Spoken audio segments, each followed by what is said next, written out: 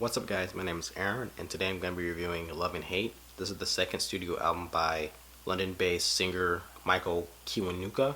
Sorry if I butchered his name. I would say he's like a soul acoustic based singer with influences from people of the 60s and 70s like Marvin Gaye, Curtis Mayfield, Bill Withers, people like that. I never heard of his music before, I just saw that it came out and I just wanted to give it a try to see if I like it, and I thought this was really great, like a really great album.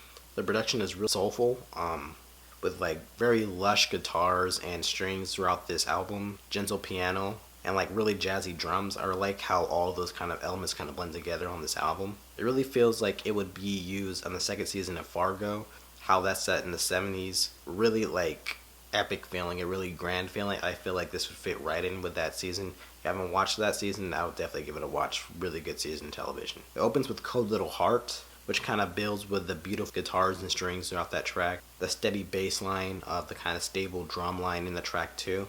And I love how it kind of crescendos into Michael singing throughout that track. Place I Belong, I like the jazzy feeling to that track, with the kind of weird effect on the guitars, the epic vocal chorus, the brush drums. It really has like a grand feeling to that track. One More Night really has this more pronounced blues rock strut to it, with the harp that plays throughout that track, the guitar, the instruments, the kind of brass instruments that are playing throughout that track too.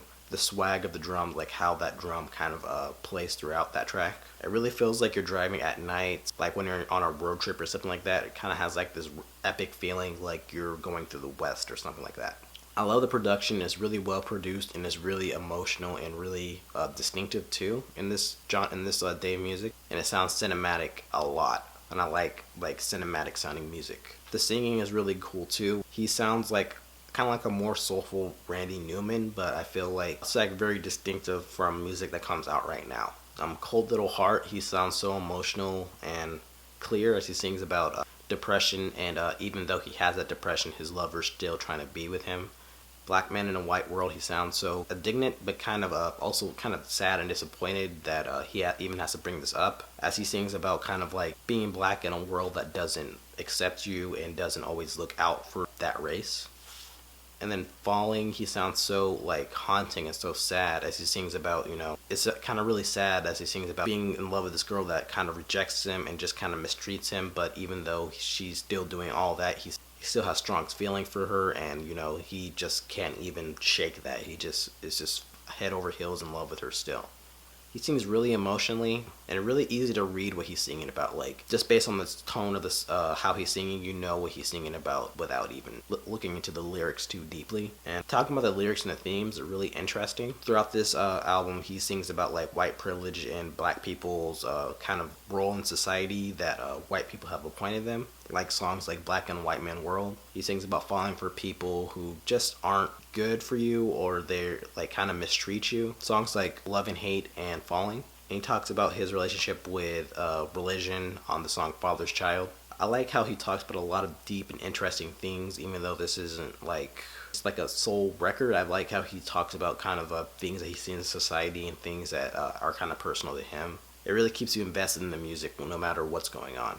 And I feel like the music itself, like the melodies and stuff like that, are really melodically like pleasing to the ear. Like they're really sonically like cool. Like you don't have to worry about not liking the melodies on this because they're all pretty great. Yeah, but overall I didn't have any problem with this at all. I thought I had strong soul acoustic bass production that was really emotional. Great emotional distinctive singing that is really clear to what he's singing about. Really deep and interesting themes and lyrics that kind of keep you interested in what he's singing. I thought it was really sonically pleasing on the ears, like the melodies that are on this album. Very, very like nice on the ears. Overall, I would give this an A. This was pretty much like a perfect album to me.